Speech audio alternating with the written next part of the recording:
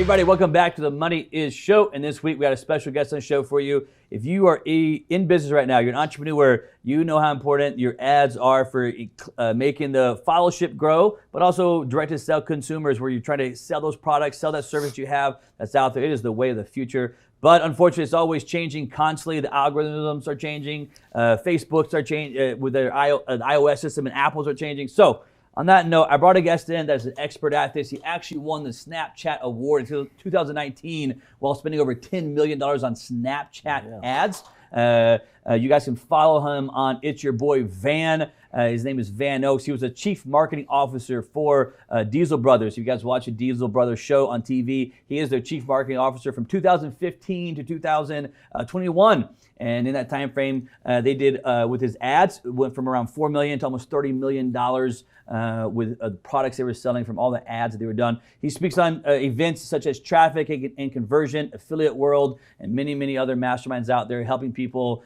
know how they can use Facebook, Instagram, Snapchat, TikTok, and use the ads to go actually convert and grow your business. On that note, and probably, wait a second, the most important thing, he's the founder of Tough Rings, which if you're a blue collar worker out there today and you have that wedding ring that keeps, you don't want to take it out there, he's the founder of Tough Ring. We're going to talk about that today. On that note, you guys welcome Van Oaks to the show. Van, thanks for coming on, man. Dude, thank you for that's like the best introduction I have ever had. That was fantastic. We could probably just kill the show right there. Yeah, we're good. All right. We're out of here, bro. Later. And what I should have said was probably the best piece I missed was the greatest mustache of all time. Oh, dude, mustache is a signature, man. Yeah, so is it part of like the brand? My wife makes fun of me, right? Like, because she hates the mustache. She hates it. Okay. Like, I sleep on the couch and I'm okay with it. Yeah. I'm celibate. I'm okay with it. Fine, it's fine. I don't need sex. The beard, mustache. No, but she makes fun of me because she's used to it now, but she hates it. But there is a level of branding to it. Like whether you believe it or not. Like 100%. If I'm in a room with a bunch of people and they'll be like, "Oh, you know the guy with the mustache." They don't need to know my name. They don't need. So I learned that from Chris Sacca, who wears like country. Do you know who Chris Sacca is? He owns like GoPro. He started GoPro, whatever. Yeah. Silicon Valley. Yeah. He wears country shirts, like cowboy shirts, and he's a Silicon Valley guy. And when they asked him, like, I don't understand. He's like, when I leave a room, they'll say the guy in the cowboy shirt, and they don't need to know my name. So mustache is kind of part of the whole gig. How long have you had it now? Dude, I started growing it probably when I was 21, but it was really bad. So I've had it for about 10 years, but I've had a good one for probably 5. When did you start the curl? That about 5 years ago. Before that, it was very sparse. It was your typical young 20-year-old with a horrible mustache, very creepy mustache. Yeah, dude. So we just got back from Christmas holidays, which I was gone for like about 2 weeks in it. And while I was at Christmas holiday, I was at home. I'm like, sometimes you just get tired of shaving. Yeah. So I was like, I'm done. I'm on the holidays. Like I ain't got nothing going on. And then just how my schedule is, I don't have my next speaking gig until like mid-February. Yeah. And so I'm like, dude, I'm gonna let it ride, bro. I'm gonna do it. And I've been pulled over a couple of times just because they thought I was a pedophile with my horrible splotchy. Yours is better than mine. Splotchy beard, dude. I can't do a beard. It's so bad, but it's just like I don't even care, bro. I'm gonna let it roll. So and what made me think about it was my girlfriend Cash. She hates it. Hates everything about it. Yeah. Despises it. And which really only makes me keep it. It's the worst thing you could do is tell me you hate this. Yeah, this thing is for real now, dude. So, all right, bro. So it's very true about the brand, though. Obviously, marketing and branding, a lot of overlap and connections inside of both of those. Yep. But let's back up for a little bit. I mean, obviously, let's start with kind of the Diesel brothers, right? I mean, obviously, you were the chief marketing officer. You're on a bunch of the shows and out of them. You're best friends with them. Still to this day, you're friends with them. Yep. Help build their business to the freaking empire they have now. Yep. Just give us a little bit behind the scenes. What was it like? Obviously a lot of the viewers probably watch the TV show. Diesel Dave. Give us more behind the scenes. What was it like being a part of it? Frustrating, aggravating. I've heard all the horror stories. Not from Diesel Dave, but from reality TV shows. Dude, it's very surreal because we've been friends forever. We've been friends 15 years, whatnot, way before there was a TV show. These guys used to sell for me doing alarm systems. Like, we've been friends for a long time. So when I had an agency I was running traffic for, and they had reached out and said, hey, can you run traffic for our business? And they had done $4 million the previous year. So it's not like, it's not like they didn't have a good business. This was a legit business that was scaling, and they're like, hey, we need some help. We would like to scale it more. So they brought me up, and I kind of assisted them in raising that revenue. We were like 2xing every single year. And then last year we did 30 mil, but it morphed into like, instead of just media buying, into a full CMO role where we're overseeing multiple brands and multiple different channels of Instagram, Facebook, content creation, ad buying, everything, SMS marketing, all of it. So, and what was it like to get to your point? It was the best and the worst. Everything about it was, I joke with my wife now because I'm a very active person, and the thing that I loved most about being there is literally every day that I went to work, you never knew what your day was going to look like. Sure. We could be in a helicopter in 30 minutes. We could be in a tank. You really never. And I miss that side of it, the spontaneity of it. Sure. But some of the stuff that I don't miss is having to deal with. You've got a production crew team of 50 people from New York who are filming a TV show who think their word is God and whatever they say goes, and they have specific time requirements for the talent, the guys on the show, but I needed them too to run a business. Right. It's their business.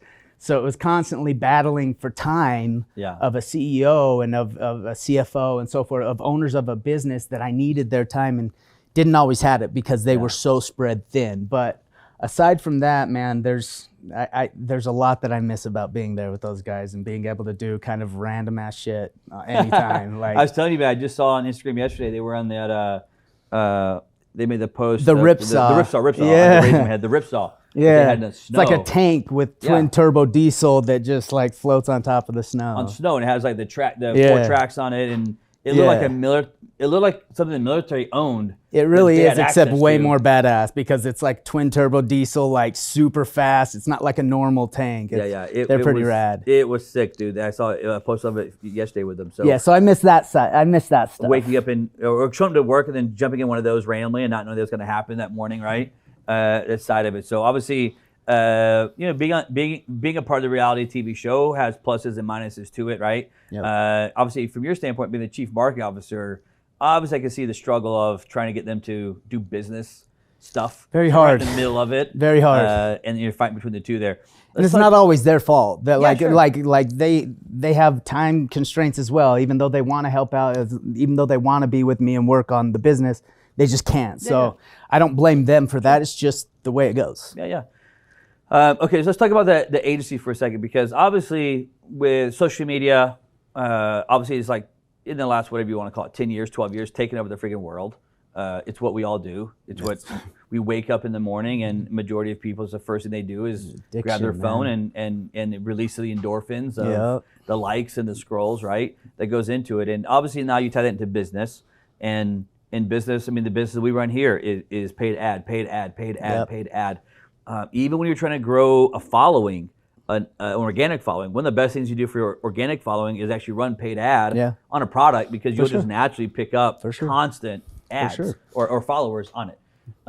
So let me just ask a couple kind of marketing questions here for you, right? So right now you have, that's floating out there, you have Facebook, Instagram, TikTok, Pinterest, LinkedIn.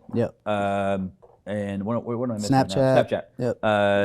Is the one, and I'm big on Vine. Vine's my huge Vine guy. Huge Vine guy. I knew that. I knew that about you. If you're looking for me, look up Vine. Okay, cool. Okay, and so in those right now, which ones do you play the most in with your ad agency? I think everybody plays the most in Facebook. I think it's still the 800-pound gorilla. Okay. And you play the most there. You spend the most there. You probably see a lot of your best return there, but TikTok just passed a billion monthly active users. It's growing faster than any other platform. Their algorithm's slow, but like their pixels mediocre, but it will get there. Snapchat, I probably spend the second most on, next to Facebook and Instagram being one, and then Snapchat being two, and then probably TikTok. You call Facebook and Instagram one? They're the same. I mean, I know they're the same company. You run ads the same way. So let me rephrase that. When I say Facebook and Instagram, like when you go to run paid, you do that through Facebook. Right. And you don't do that through Instagram. You do and you do Facebook placements on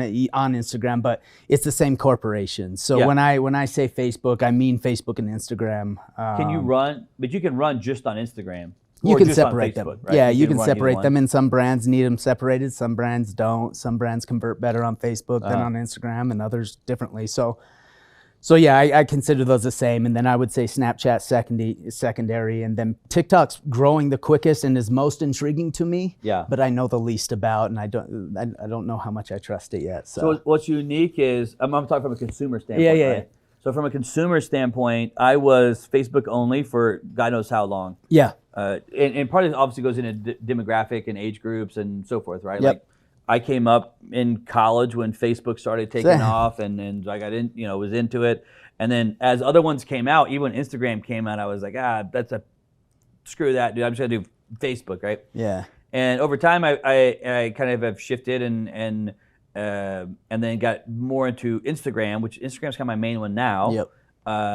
But then I probably spend more time on TikTok than I do on any of them right now. And I never got into Snapchat. I still to this day cannot figure out, which is just like that's when you kind of know you're getting old. Yeah. It's like when you can't figure out a social media. That's what TikTok did a good job of, if I'm being honest, was like Snapchat went to the younger demographic. Like my younger brother only uses Snapchat to text, to call, he uses it for everything, That's right? what I don't understand, That's why I got into it, because I saw this kid's life being inside Snapchat, and I was like, I got to learn to advertise it there because all the kids are going to be there.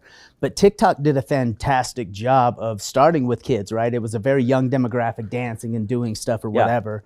But they did a really good job of going after the older demographic too, to where now a lot of TikToks, people who are scrolling content and addicted to the content are older people. Right. They did a really good job as to where with Snapchat, you kind of need friends that are using Snapchat in order to really make it work, because it's person-to-person type stuff.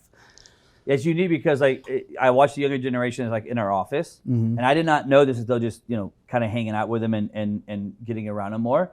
Is for them, Snapchat is like a way of life. Yeah. No, it's not like I may go to Instagram and okay, cool, then I'm off doing something else. Snapchat, like you said, is how they communicate, how they text. Everything. It's how they call each other. Everything. It's everything. Your average user opens TikTok or opens Snapchat over 32 times a day. Your average over 32 times a day opening it. Yeah. So they're not spending. Facebook still owns the amount of time spent on an app. It's right at 60 minutes a day. Most people spend 60 minutes a day on Facebook. They still own the amount of time there, but Snapchat took over the amount of times a day somebody's opening it, because they use it as a text message type thing. Yeah. So they're opening it 32, 35 times a day.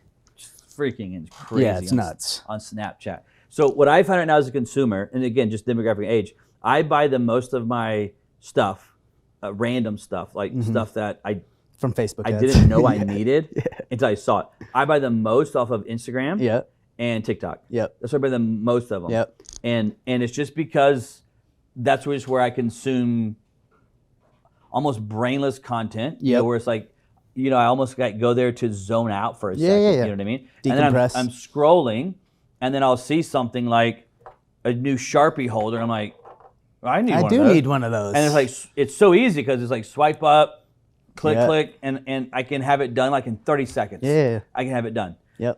Tell us a little bit about on the maybe the what's the word I'm looking for? Like the brain of how the brain works from a consumer standpoint. The psychology. Yeah, I was gonna say psychiatrist, but I'm gonna leave her out of this right now because we don't need her right now. I don't need her right now. But the psychology behind the consumer and how fast that game is changing. Because it used to be again, you're at a store and it was was it, a checkout counter was kind of that swipe up piece. Yeah, so it morphed when they started tracking and putting pixels on stuff. So at Facebook, for example, like Google does, everybody does this. Every one of these platforms has a pixel place, and that pixel tracks your daily movement, the sites you're visiting, where you're going per location, so forth. So it tracks all that stuff.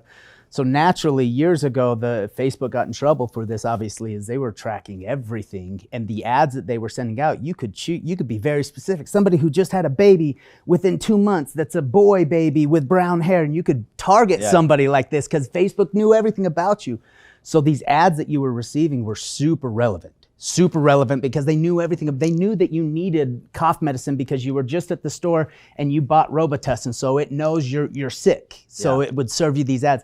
So it got really good at that, and then they got in trouble. And then as of last year, when Apple decided that they were going to do the app transparency, they don't allow tracking anymore. So ads have gotten a little less targeted and maybe not as relevant, but still they know a lot about you. So somebody can specifically search for somebody who's looking for a marker. Do you think with Apple doing that, I mean, it was heavy conversation here in our office with all the ads. My whole life. Yeah, when Apple came out and released, they're going to do all this stuff. Do you see that continue to happen, that Apple is going to continue to do it? And what was Apple's play behind it? Apple's play behind it, tinfoil cap. Yeah. Apple will release their own ad platform. So I thought they had to be going into that. They will release their own ad platform, and everybody on iOS devices will be tracked for their ad platform. Yeah. These guys, like Facebook and Apple, don't play well together. Google, Facebook, they don't play well together, right? So they're always trying to figure out how to bet one up the other one. And Apple's moved to do that to all these companies, and it took a big shot out of them when they took away 50% of phones, whatever it may be. You can't track anymore. Right. So naturally, the cost of advertising on Facebook has gone up, and everything's kind of gone up, and advertising on social media is taking a step back this year. But they'll figure it out through third-party pixels and stuff. It'll all get figured out. Facebook's $1 trillion company. They're not gonna just roll over and not. They have track. more than 2 people working. Yeah, on they'll figure it out. You think Facebook will eventually release its own phone, sure. or the Metaverse, if you will? There's no question that they will. They started Meta. I mean, like their release, Metaverse.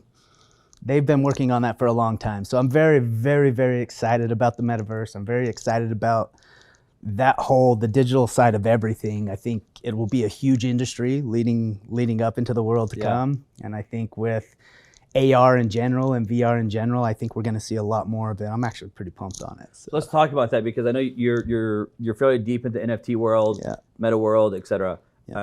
And we put crypto in there as well as we want to. I have a lot of opinions and philosophies on it, but I want to hear yours first. Let's talk about. Let's first start with NFTs. Yeah. So obviously, some people know what they are, don't they are, but without going into all that stuff right now, what's your 30,000 foot viewpoint of NFTs, good and bad? Good and bad. I think 90% of NFTs that are out there are garbage. Yeah. I think that's the bad part about it right now, is that if you're not very well educated, you're not going to know what's garbage and what isn't. And I think a lot of people are going to lose a lot of money. But I also, on the turnkey, I think there's a lot of money to be made there. If it's the correct project, if they're playable tokens, so forth. I think this year leading into NFTs will definitely be the biggest year ever for NFTs, in particular gaming NFTs and so forth. But it's all relatively new to me too. Like I'm trying to learn as fast as possible, because I think this will be what the internet was in '93. I think Bitcoin NFT, I think that will be the new internet. And I think it's something that everybody should learn and understand leading into the next year. I think it's going to be a huge year. When you talk about, to me, when I look at it and I think about those 3 things, right? Metaverse, I think about, with augmented reality and so forth, right, in it. When I think about cryptos, Ethereum and so forth, right, Bitcoin, et cetera, and I think about NFTs, to me, it is like we have moved into, in our world, we have moved into creating a real life new world. Like, no question. It's what we created. There's a new world that exists now.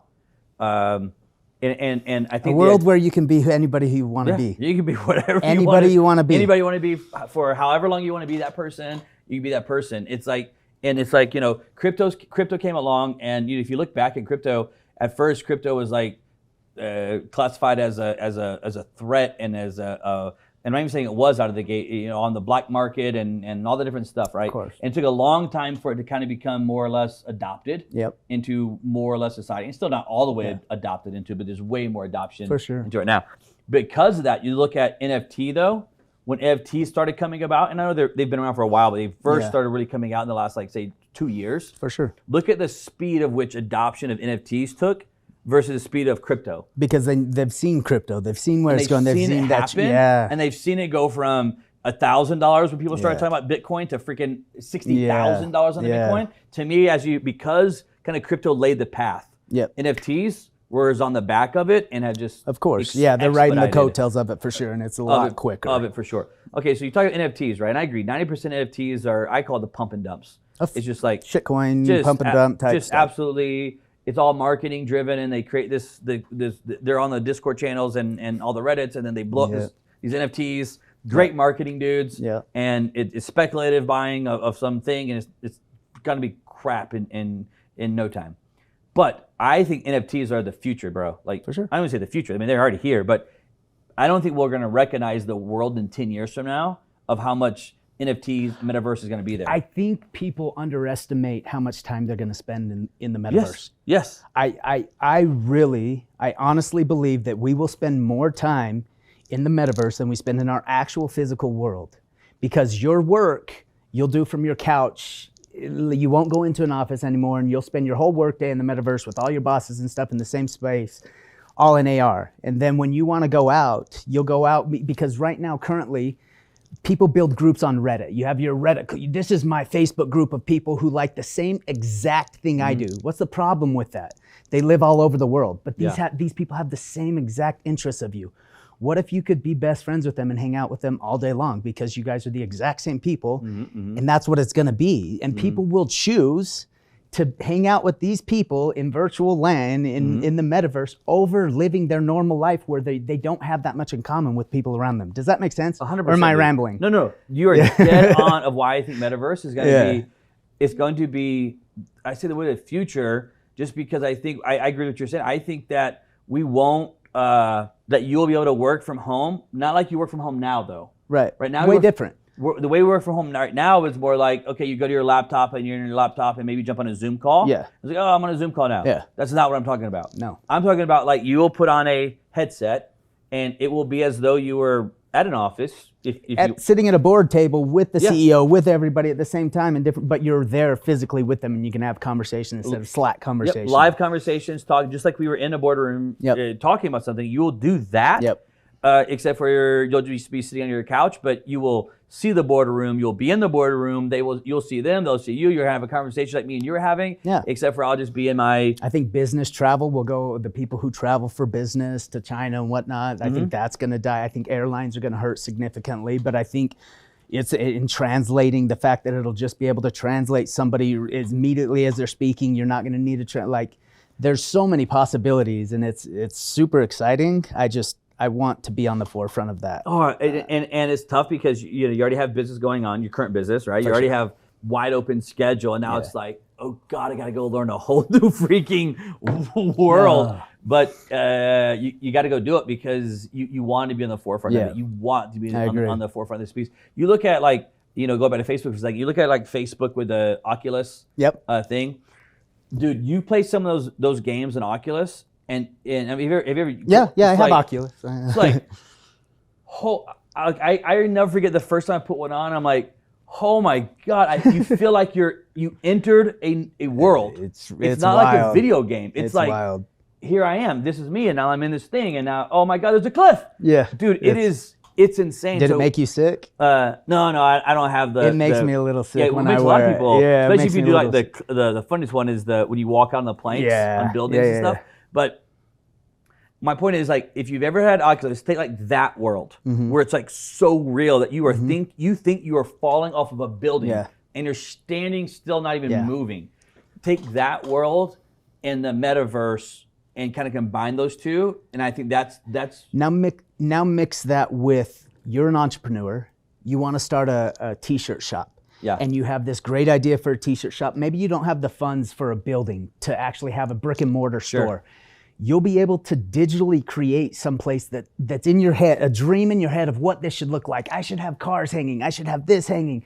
You'll be able to create that in a digital space, even though you can't afford a physical space, and somebody can come in there and touch and feel your clothing and look at it and try it on, and they can buy it in the Metaverse and wear it there, or they can choose to buy it and have you ship it to your actual physical address. Correct. Like, so people will build stores there, and it will be significantly cheaper for them to do so, and it's gonna open massive doors for entrepreneurs. It really is. You gotta think about this. There will be real estate just like there's real estate in our society now, say on Fifth Avenue. Yeah, for sure. That has some of the best shopping in the world. You've already seen these people buying this land for $5 million. Digital land, yeah, because they know they own that corner a lot right now, and it's like saying, to compare, it's like saying you just bought the land where, whatever Yankee Stadium is on right now. Like that's what you just bought. But you bought it in the metaverse, and that's why people are paying so much for it. But they know that's where traffic eventually, they're just way ahead. That's where the people are going to be. That's what they're going to be at, right? So to me, the metaverse is like so freaking intriguing. And every time I get spare minutes, I just go dabble in it or try to find somebody I can talk to about it inside of it. Go back to NFTs though for a second. Where do you think the real player value of NFTs is? Because I worry about the kind of the they had the pump and dump and this weird art that they're doing, the JPEGs and so forth. But where do you think where's the real play in NFT at, the future of it? See, I think of it from a business aspect instead of an art collector aspect. To me, when I look at NFTs right now, I look at these different forums that they have to trade these NFTs on.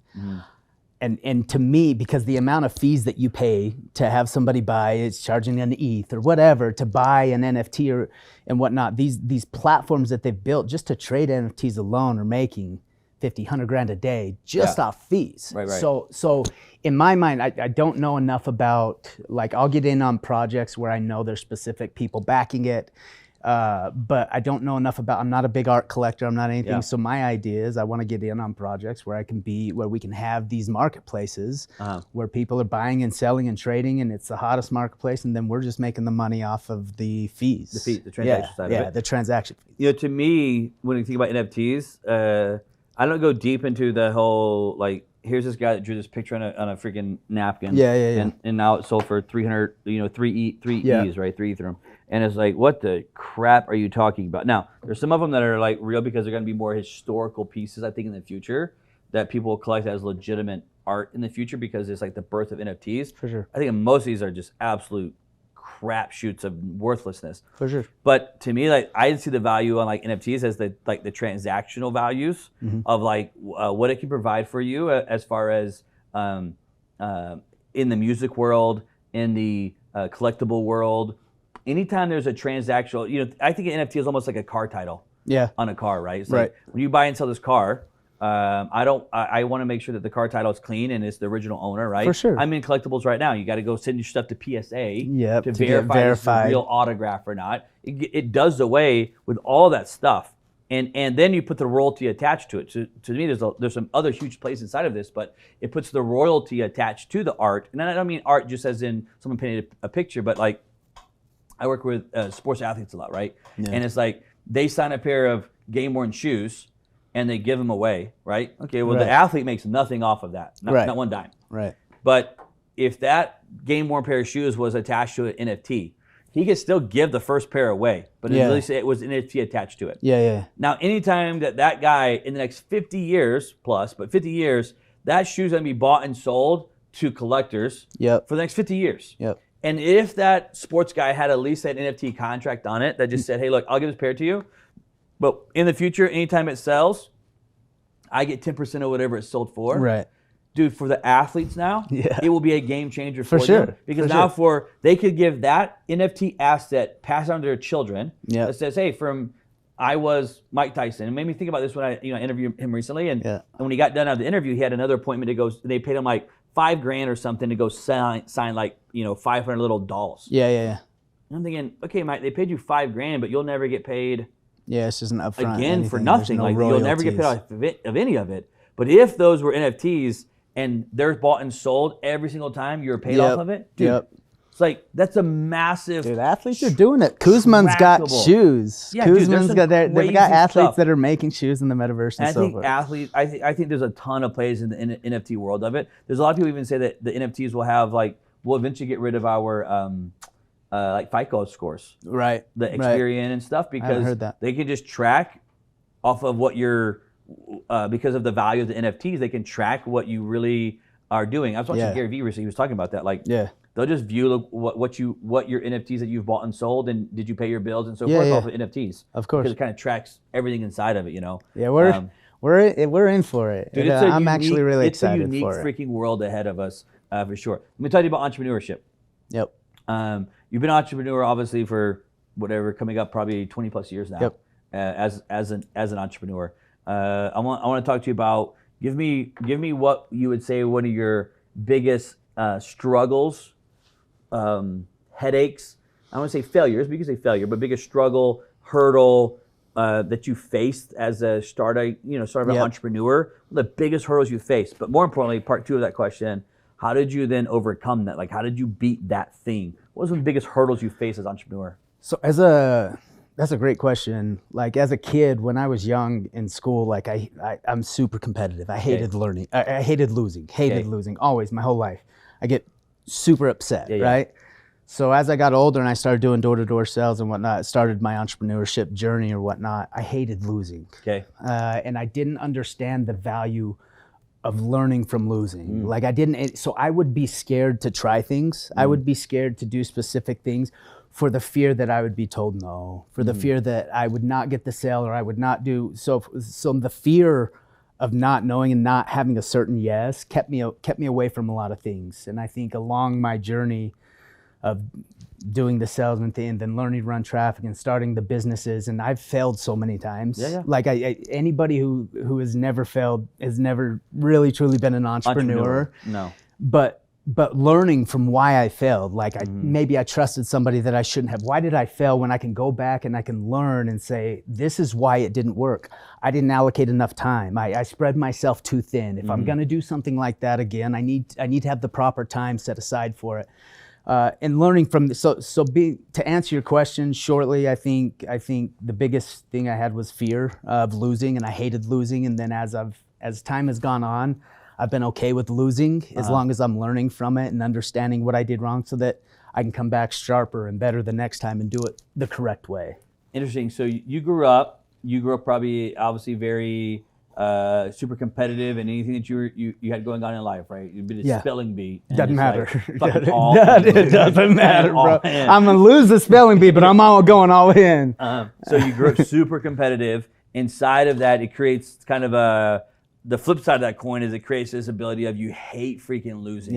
Where it'll keep you up at night. It gives you like tear you apart. Tear you like internally, like your stomach will just be in turmoil, thinking about, oh my God, I'm about to lose, and dude, it will F you up, dude, to the point where I think what you're saying is it got to the point where you wouldn't, as an entrepreneur, as you get older, you would not be willing to try certain things. Exactly. Just because you're afraid, well, if they said no, fear of losing, or I lost at this, I don't understand how to compress and deal with that loss. Exactly what I'm saying. And so because of it, you're like, I just wouldn't do it. I won't do it then. I'm just not going to do it. If I know that I can't win, I'm not going to do it. Yeah. And that held me back from a lot of things that I wish I would have done. And now I've learned from that, and I do quite a bit of things. But yeah, that was a big one for me. And so in that hurdle, where I totally get what you're saying. So in that hurdle right there, to the entrepreneur who's now facing that right now, what would you tell them as a way to how to overcome that? Is you talked about how you now looking as a way to process what you did wrong.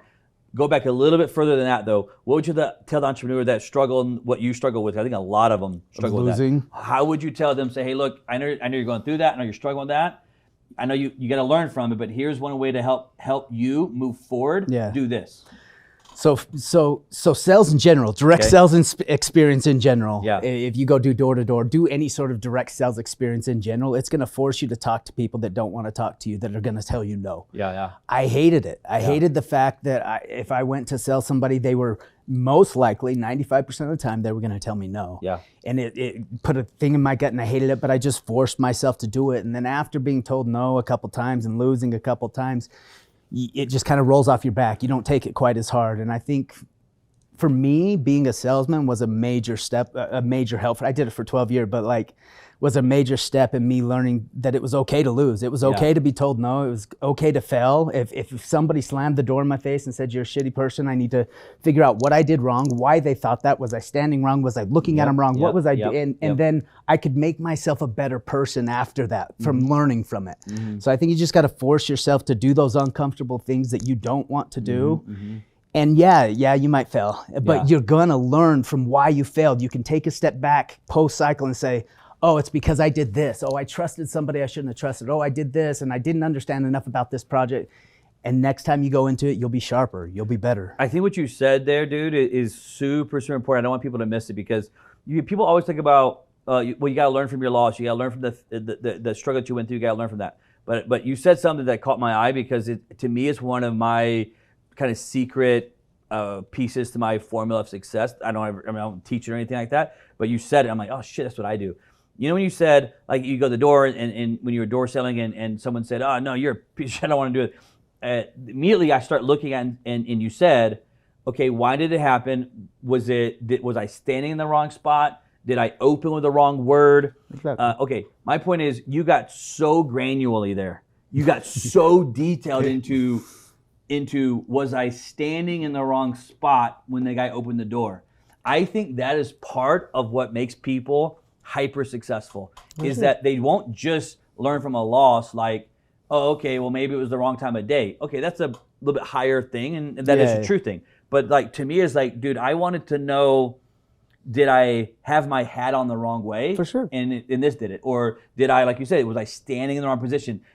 What did I smell like? What did I, like, dude, I would hyper focus on all this weird shit. Like, I would call it weird shit. Like, no. I told you, I'm diehard. Like, I'm a freak about like any sort of biohacking or any sort of anything. And when I got into sales, I learned communication skills. 55% is nonverbal communication. It's without you saying a word, without you saying, it's just the way you look and the way you raise your eyes. And then 35% is metaverbal, the tonage of your voice. Like the amount of 7% is your actual words that come out of your mouth. That's not important. So you can get very granular, and I do that on my everyday life, like for my time, for everything. I get very granular on how to save time, on how to do this better. Like it's very, very important to me, and I probably geek out on it. We've talked a little bit. I do a little bit too much, maybe my wife would say, but it is what I think it's part of what makes successful people successful is that they will hyper focus on the smallest details of stuff. Not just, of course they hit the big stuff, but everybody hits the big stuff. Right. It's that next level and next level and next level that you get into of what people say, touch, feel, et cetera, that I think makes people successful in what they do. You speak all over with your career right now. You speak all over. Obviously some of the biggest events in that space that's out there. We met at an event you were speaking at, Elevator Pitch. I think it has a lot to do with the same thing when you speak. It's understanding. I think it's probably why you're a great speaker is because you understand it's 7% of what I'm saying. It's not about that. It goes into understanding how to actually deliver value on the same hand of entertaining and keeping the crowd engaged with you. On it. And obviously you speak of some of the biggest crowds out there. You got 10,000, 12,000 people at it. Talk to us a little bit about the speaking side of the world. Obviously you're speaking on conversions and stuff like that, but I want to go a little bit deeper into the side of speaking, the psychology of speaking on stage, presenting keynotes. What's probably one of the big takeaways you learn that's made you a successful speaker on these stages? A successful speaker. So I don't ever write. This is stupid, but I study my presentation and I know my presentation front and back. But I think if you're going to give a presentation and you're going to go up there and you're going to read something off a card, I think it's the wrong. You're gonna lose everybody. Speaking is 55% your physical motions and body that you're using. It's your nonverbal communication. It's how you're hitting high notes and how you're looking and speaking to people. If you're jittery and if you're moving around instead of when you make a point, standing and pointing. And there's a lot that goes into the communication side of stuff. And I think that goes back to my direct sales experience. Like there's nothing more important that I've ever done in my life than that you could ever do in your life than 2 years of direct sales. Any kind, phones, whatever, direct sales, because you'll learn to talk to people and to keep people's attention. You'll learn when you're losing their attention, and you'll learn to get it back really quick. So you do have to read the room, you do have to pay, but it all starts with me, at least. It starts with my nonverbal communication, not the words that I'm saying, not what I'm actually explaining, but how I'm explaining it. I use my hands, and I'm very slow. Voice tones. Voice inflection and everything. So I think I've learned that over the time. I think it gets harder in the bigger rooms that you do. The 15,000 crowd, it gets very hard. You can't see shit. It's all dark. It's just you. Light staring just you on the stage. But in the smaller events like that, you can read the room. I think that in speaking, there's like a science to it and there's an art to it. Oh, there's definitely a big art to it. And I think majority of speakers that are out there are the science side. Yeah. And the science side is like where, hey, you hit the points, you made your You need to deliver content. Yes. You need to Yes. deliver value. Don't get me wrong. I'm not saying don't deliver value. I'm saying definitely have something valuable, but there's a way to deliver it where people receive it a little bit better. Yep. And that's the art side. Yep. It's also the side that's very, very hard to teach. Yes. On the art side of it. It's like the art side of it is, like you said, it's knowing as you watch the crowd to know when you're making a point that you have to make, but you're starting to lose the room. Exactly. And how I have, before I've picked up on it, because it may be the time of the day of when I was speaking, and I was slotted at a certain time of the day, or it was after lunch, or maybe it was right before lunch, people, or whatever it is, or it's the end of the day, depending on how the event is going. And it was the beginning of the day, it's the first keynote, and people are still coming in and out of the room, and so forth. But it's like understanding, know how the art side of it is knowing when to immediately shift. And I will stop a point and go back and do something totally opposite because I need to re-grab attention with something that has it may be irrelevant to my actual point. I try to make it to my point, but maybe irrelevant because I need the freaking people. But that's what makes a good speaker and somebody who's just giving information. There's people who give information and it's fantastic, but then there's also good speakers and that's that you want to listen to. The art side of it, bro. That's so difficult inside of it. Tell me this, with your ad agency you got going right now, first of all, if someone wanted to follow you, where's the best place for them to follow you on the agency side? It's your boy Van on my Instagram. That sounds stupid, but I'm just most active there. Yeah. I just am. So on Instagram, it's your boy Van is the best place. I do the same thing. Like I have a website and stuff. I just hit me on Instagram. It's just easier. I can answer your questions directly. Exactly. So just if you want to know more, hit you on it's your boy Van. On Instagram. From there. Where do you see yourself going with the agency? What's the goal here? Grow. So I built one before. Yeah, I already had one acquired. So the goal is to do that again. Try to do it again. Yeah, do that again, and I'll build and I'll train the employees and I'll do what I did last time. And that's the goal there. The goal with the Tough Ring brand is obviously scale to a specific. I would like to exit that company as well, but I need to get it to a specific profitability before I want to do that, and I'm not there yet. So yeah. But I want to talk to you. The last thing I want to talk to you about was the Tough Ring, because it's the big project you're working on right now. So yeah, Tough Ring's a silicone ring company, and there's other ones like Groove and whatnot. But Tough Ring is made from military grade silicone, but it has ventilation holes in it. So if you've ever worn a silicone ring, like married guys, they sweat underneath. They get stinky. They slip off, like whatever reasons. So we made one. I worked with Diesel Brothers, right? So I'm in a shop with all these mechanics constantly, and they literally can't wear a wedding ring because OSHA it can get caught and cut their finger off. So I saw a need, and I said, this is like all these mechanics, oil field workers, a lot of blue collar demographic people need a wedding ring because their wives aren't happy they're not wearing one, but they just can't. So they'll tattoo it on and do random shit. So we made a ring that's military grade silicone, holes in it so it breathes, has an American flag. It's made for these type of people, and we gave it a lifetime warranty. And we just said, buy it one time. If you rip it, if you I don't care if you lose it. You take it off and you lose it, I'll send you another one for free. Like it's a lifetime warranty because the product's legit. It's quality. You built it, created it from let's say working from inside the mechanic shop, blue collar mechanic shop, and you're watching it all. That's what gives you the idea of the concept of it, and watching these guys. Like you said, a lot of times they can't wear their wedding rings. For sure. Sometimes even in OSHA, you're not even allowed to. You're literally not allowed to wear them. And so that's what it was. The idea was birthed from actually watching it, seeing it happen. For seeing use case, there was a use case for it. These guys needed it. I'm gonna make it. And you went and made it. I'm assuming you guys have all different colors. Oh yeah, every color, thin blue line. We've got everything. We've got all sorts of colors. We've got other stuff on there, but. And the idea there is you just launched it, what, a year ago, 2 years? Yeah, 2 years.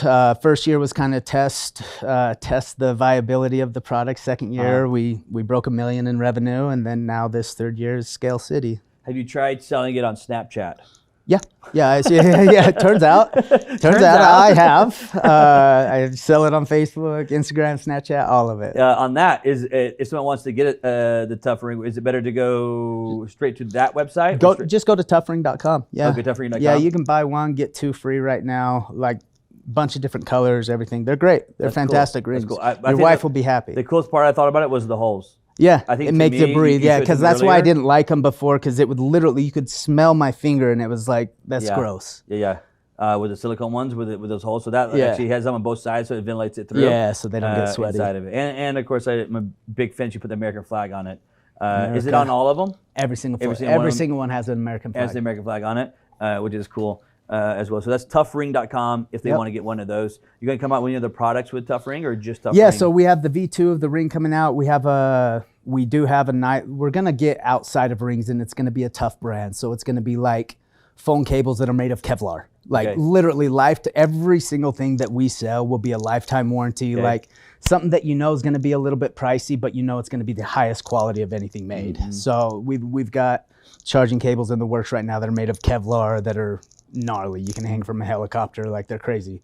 You making necklaces, bracelets, things like that? Yeah, not yet. We'll get to the point. We just got the V2 of the ring made with some plastic in the middle, like some cool stuff coming. So it's all new. You gotta get those Apple Watch brands, dude. I know. So we're working on a strap for the Apple Watches that's the same military grade silicone that has the breathable holes, everything. So it's working, but it's you're scaling a business by yourself, and you have developers and designers and stuff that you got to work with. So yeah, for sure. It takes time. With the watch, dude, I wear a ton of the Apple Watch, and I wear all the different brands and so forth.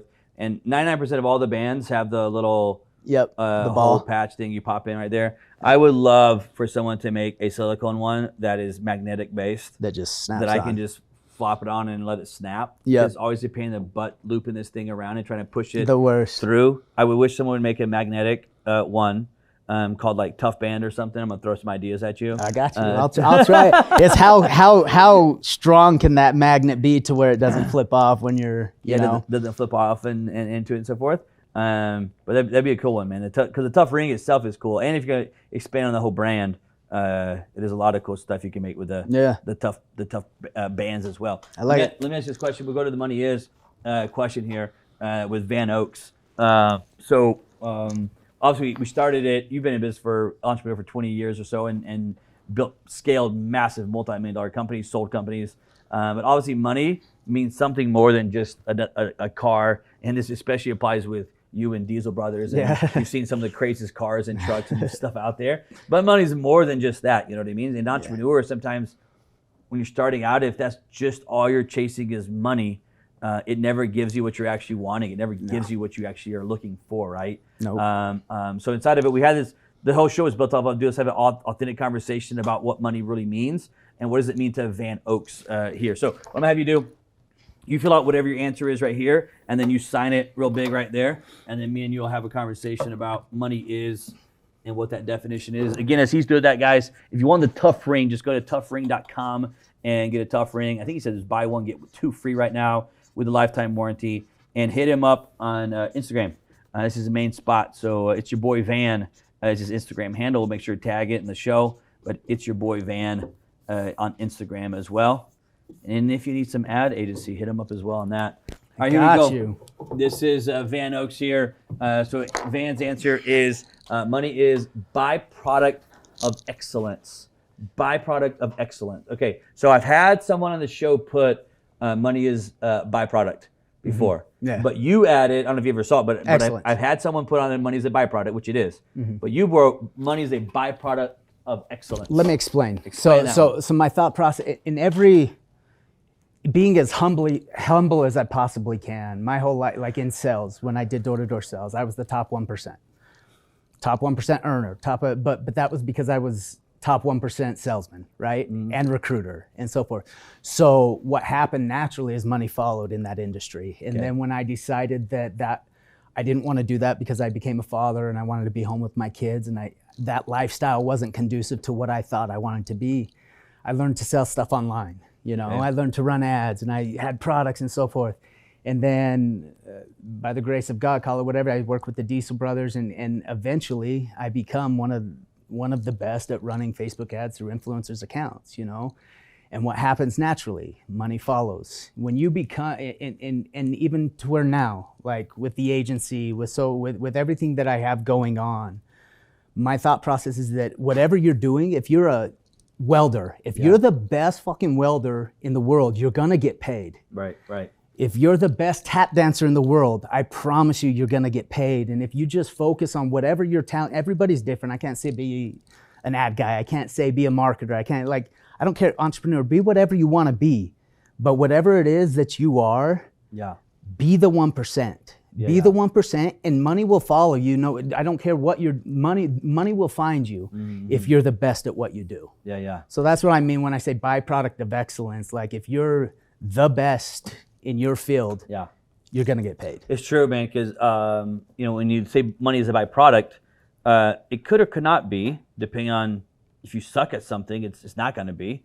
But when you become great at what you're good at, and I think the key there is, to me as an entrepreneur, was like, I could do, especially if you're an entrepreneur, you have a new idea like nonstop. Every day. Like, we can sit here and throw out all the ideas and go for the next 10 hours of ideas I'm cooking in my head right now that you're cooking up on.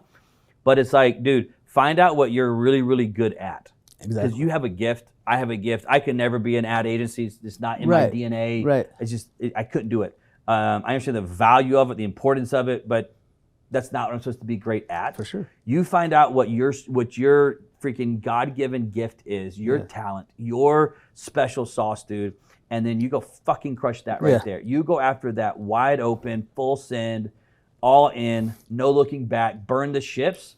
Dude, I guarantee you. I guarantee you, money will find you. Money will find you. I guarantee you it I've will. seen it in different industries. I've seen it.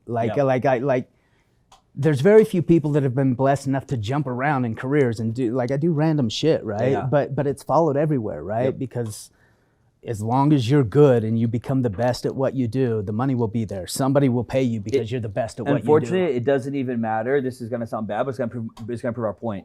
It doesn't matter if what that is actually good or bad.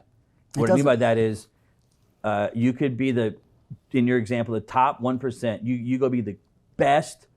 Don't do this, but you could be the best drug dealer. Money will find you. Pablo found him, dude. Pablo, like if money found him, more money he could possibly. Like I'm saying, it doesn't even matter. I mean, it does matter in life as humans, but I'm saying the point is valid no matter what. No matter what. If you just go be great at whatever that is, dude, money will follow because it will find you. It cannot not follow. There's no way for it not. Mother Teresa, great at what she did, and guess what followed her? And she didn't want it. She was trying to say it's not about that, but yet. It followed her. Yeah. She was very wealthy when she died, right? And she was like on purpose, even trying not to get it, but because she was so great at what she did, like, dude, money. Become the expert. Become the expert in your field, whatever that may be. Content creation, you name whatever. Yeah. Dudes on YouTube making more money than God right now, but become the best at what you do, and the money will find you. Yeah, dude. Money is for sure a byproduct. I'm gonna ask you one more question that I just started asking recently. I'm going to ask you this one question. It's kind of a deeper question. How old are you right now? I'm 20 or 38. 38. God, I wish I was 28. 28, dude. I wish. Where's my camera? Yeah. I'm 28 years old. So you're 38 right now. Do me a favor. Let's fast forward with me here. You're 88, 92, and Van Oaks. It's your boy Van. Is on his deathbed, and you still got the beard, better than ever. Still, the wife still hates it though. Yeah, of course. She's still, but she hasn't divorced me yet. She just hates it. No, she's not divorced you. But she's still, just let you know, at your deathbed, she's still bitching you about it. Okay, but that's so true. You don't even know it. You're at your deathbed. You're 92, man.